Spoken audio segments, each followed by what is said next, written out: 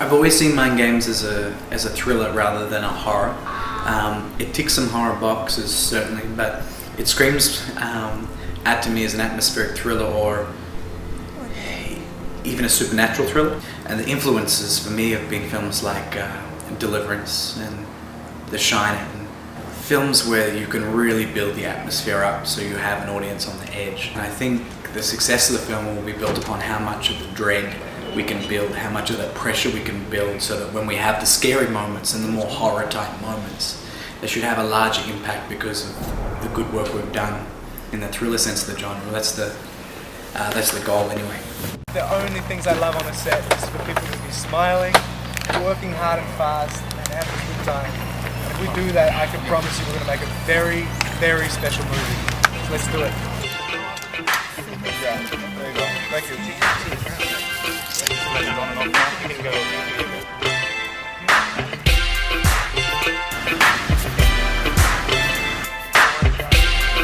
Everybody get ready.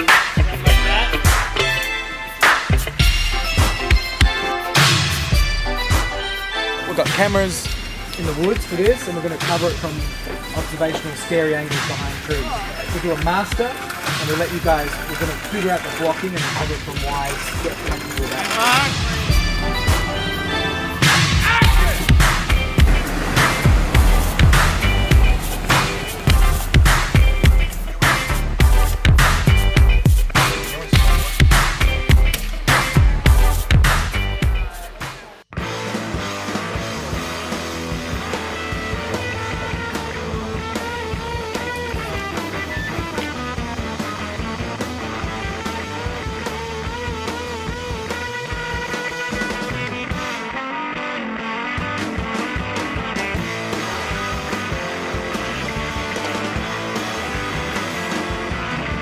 I'm Jeb, the best boy electric.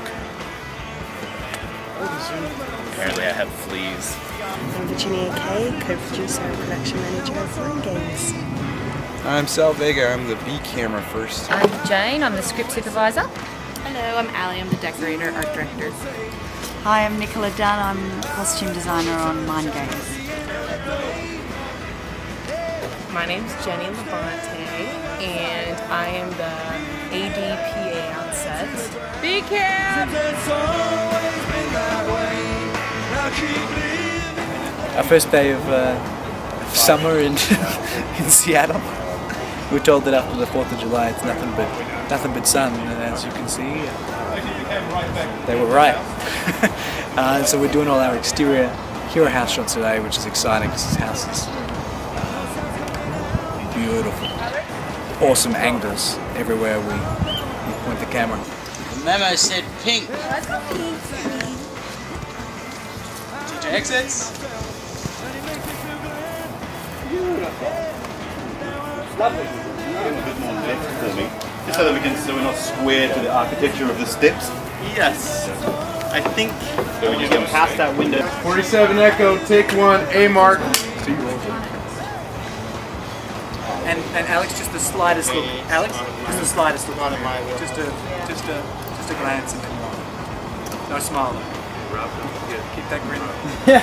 Keep that grin locked up. Okay, here we go.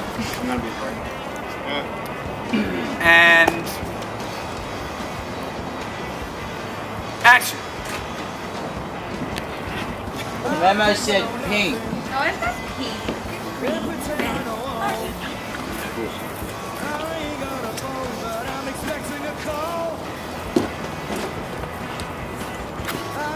Cut. Same again. Beautiful. Cut. This idea of this group of people who go away on holiday and find their own bodies. And I think that was kind of the whole genesis, and everything kind of came out from there. One day sort of becomes another, I suppose. Things reset themselves in a night.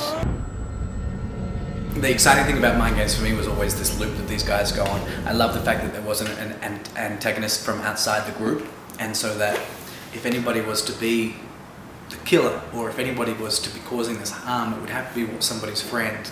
And what came to mind with me on that was Lord of the Flies, and we really wanted to try to create that thing where these people start turning, these friends, these best friends start turning on each other just because of self-preservation.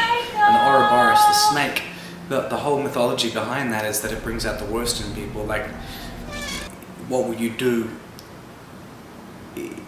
if your physical safety is put on the line, and how does your personality react to your safety being compromised?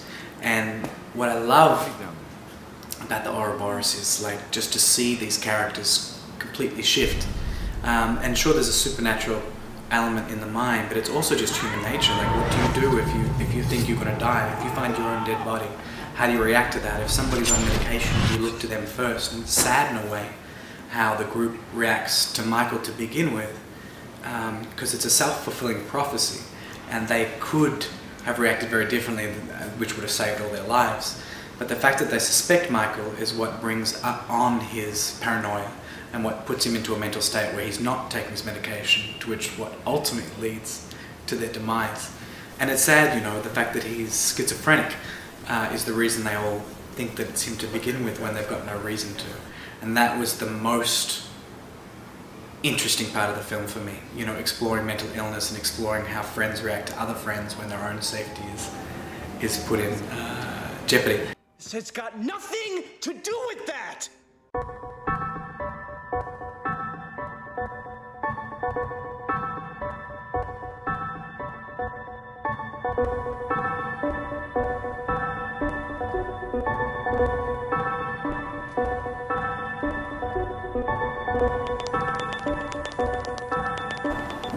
We wanted to do something in the car.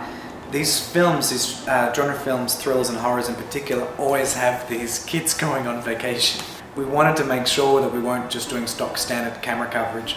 And so we did, I guess, a slightly dumbed down version of what we had seen in the Children of Men. We've got our beautiful hero car, the Gladiator. We've set up a slider track through the middle of the car. And the van's beautiful because we've got a good 1.5 foot between the seats all the way through. So it should allow us to do something a little bit cooler where we can track back, pan on a remote head and carry out a scene of dialogue in an interesting way. On that crackberry. You're going to spend the whole vacation on The booze? Yes, indeedy, don't you, maybe? I'm just trying to juggle some job interviews here, man.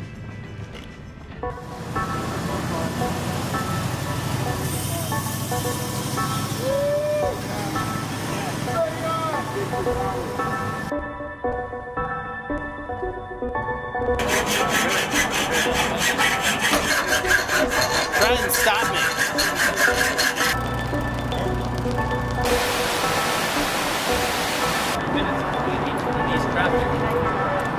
We're over 3 minutes, guys.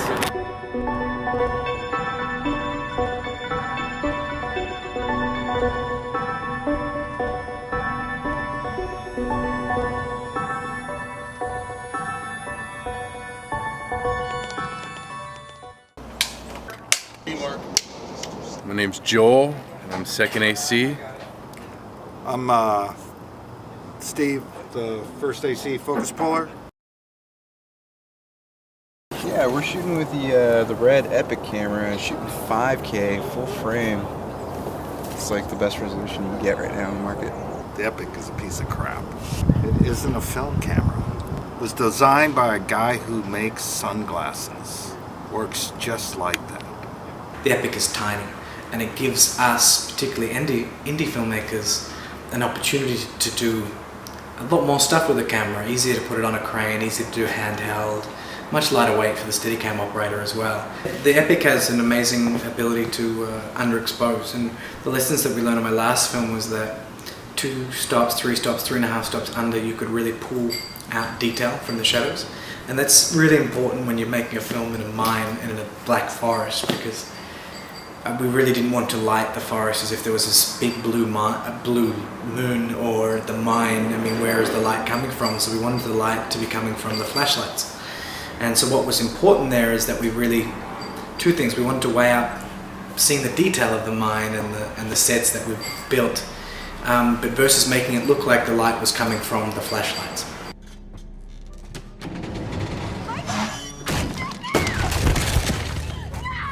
No, this is the data DIT station, and basically what happens is we take all the footage that was filmed on the red cameras inside and we bring it all into the system here. You can kind of see a preview going on of a scene that we're currently trying to match for kind of a special effects. Before take 2, mark.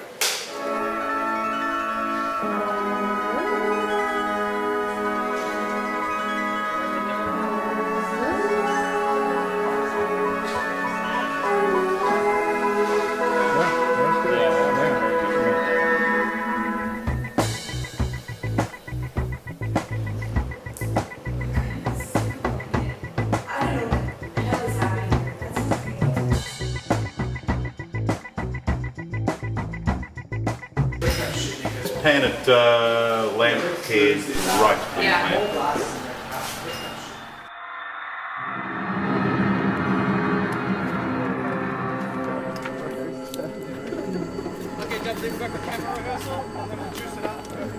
Gonna reduce B cameras. Background. Reduce that. And clear that. Alright, good.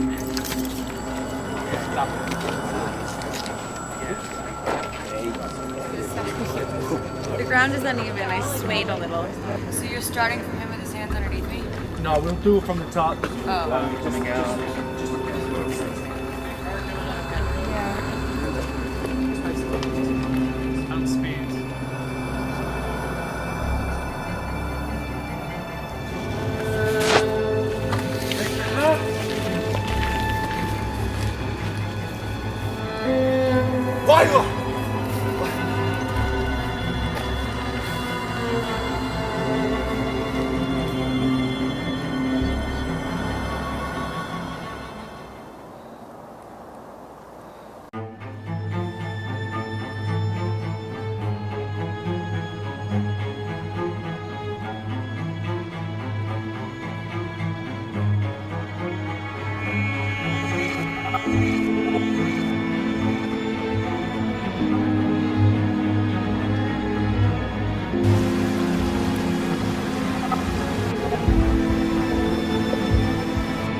Gnarled hand look. Rose's character in particular, she goes through this slow decline over a day and a half. So she comes into the film just full of life, her hair's full of curl, and she's beautiful, and then she starts seeing visions, and each thing, it's like taking part of your chi. Like she slowly depletes and depletes and depletes. So it was a matter of paling her out without making her look like a cartoon. And slowly taking the life out of her and then taking the curl out. So by the end, there's no life left and she dies. Early talks with Richard Gray, the director, this is obviously, he wanted to make things tense and scary at points, but, definitely not making this a horror movie. So it's kind of like, playing with the makeup designs, playing with the prosthetic designs so that we created a look that would give me enough fun and to push the actors in different directions with their look, as well as keep it restrained enough that it didn't make it just gory, silly.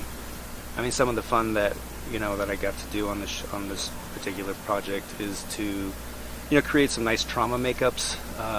For Brianna, she gets hit by a car, so it was kind of working with the director and Pavan, the stunt coordinator, to help kind of come up with the way she was going to hit the car, so that then we could design a makeup to follow suit. Just try to make it as real as possible.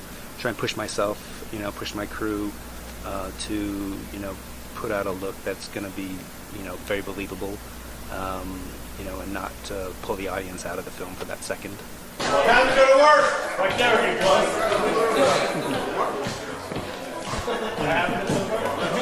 Oh my God, your eyes.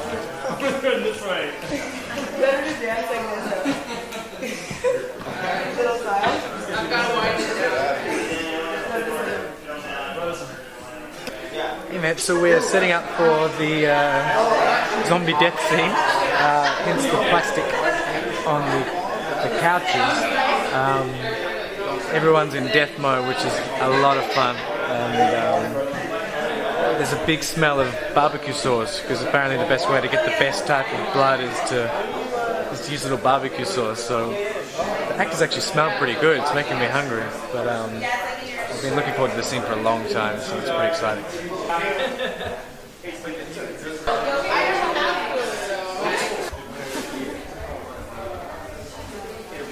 Here we go, guys, and everybody is on Pavan's camera now.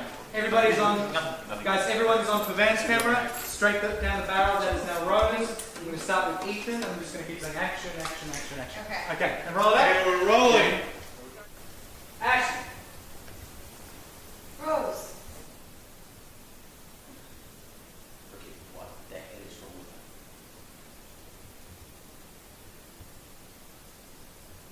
Four. Cut. Beautiful. Say it again. There's nothing like seeing a young, up-and-coming British actor take a couple of country pies from a couple of country folk, because it's you can create havoc in a small rural town with a British actor. Working in the 8 caves was interesting because, yeah, I mean, since we're trained track stars, working in the 8 caves was interesting because the terrain is very difficult. There's also a significant amount of, you know, meth heads that live there, you know, hiding in the shadows, jumping out, which was kind of interesting while shooting, you know, meth heads. You want to know how we get it done? These 5 fellas right here, and we get it done. We do it. Boom! Make things happen. Don't end up in cement shoes. Or in a mine with us. We are in Cougar, Washington, a very small town, about 1,000 people, right next to Mount St. Helens National Monument. We're shooting at this little gas station grocery store.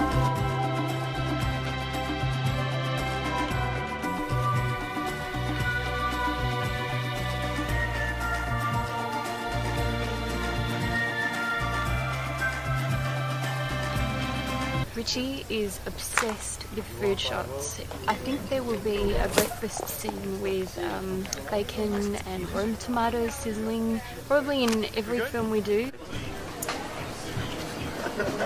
So this is, we're at the gas station, which is like the first scene in the film, and we're at lovely Mount St. Helens. And it's just an early feel-good scene with the guys picking up beer before they head out on the road. This is a really lovely sort of quaint country town store, so I don't think the art department has had to do an awful lot, and lighting and gripping don't have to do an awful lot either. It's just kind of as it is. All we'll probably do is just put a little bit of fill light and shoot it au natural.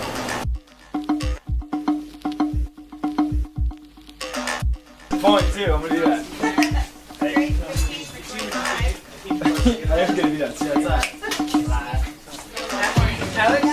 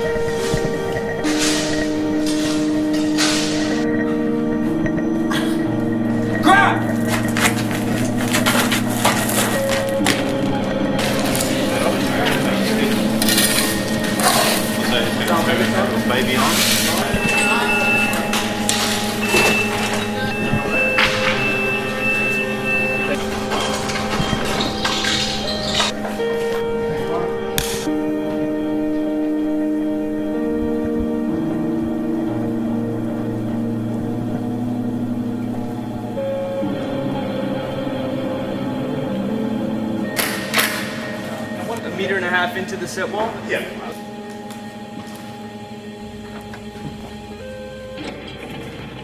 Tim Henderson, and I'm one of the stuntmen on the show, stunt doubles. And today I'm running across the bridge and falling through to the ground.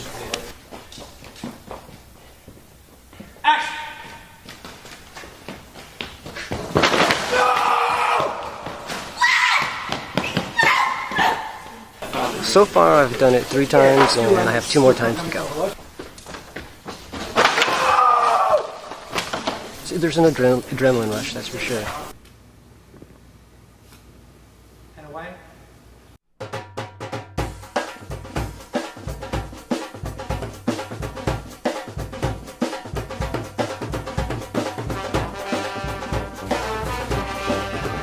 Points, come through, points. 22.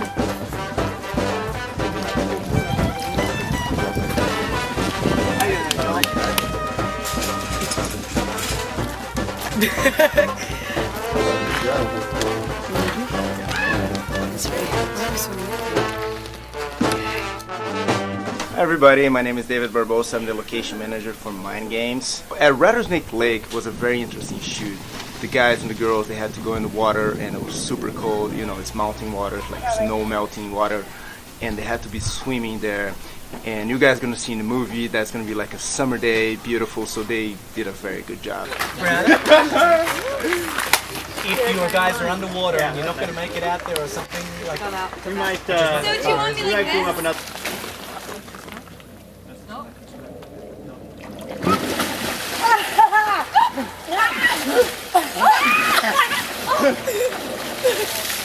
You're giving me a refill?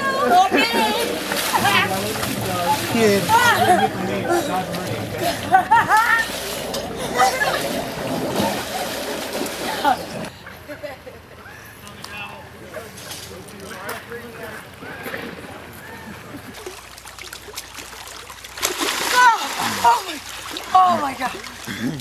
Oh, no kidding. Jeez.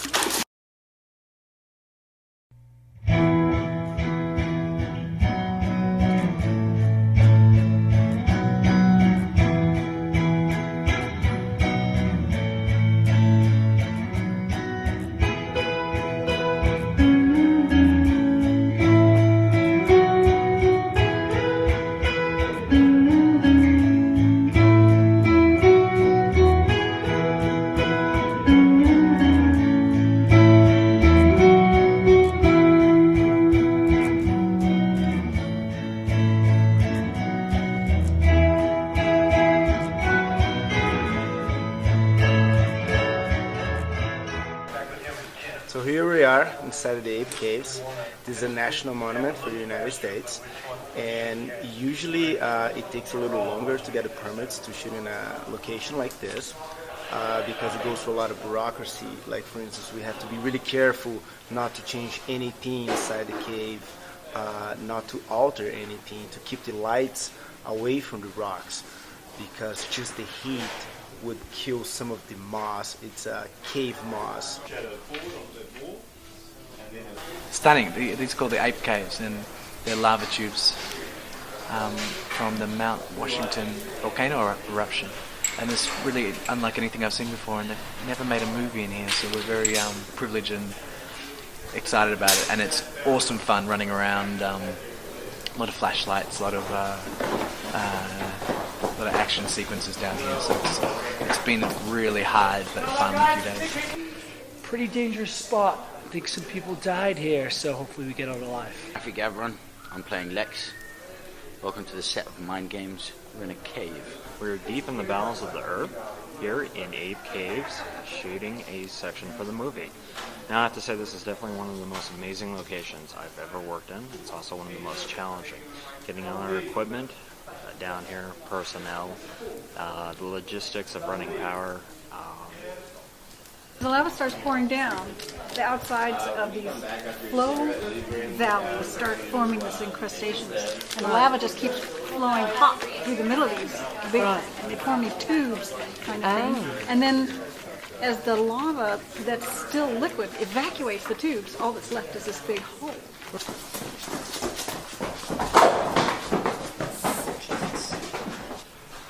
It's backbreaking work, but it's a lot of fun.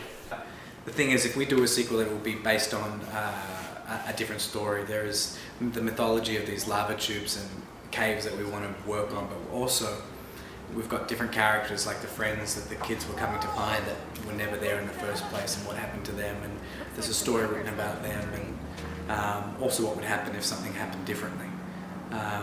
It's an exciting time, but we have to make sure that people like the first one first.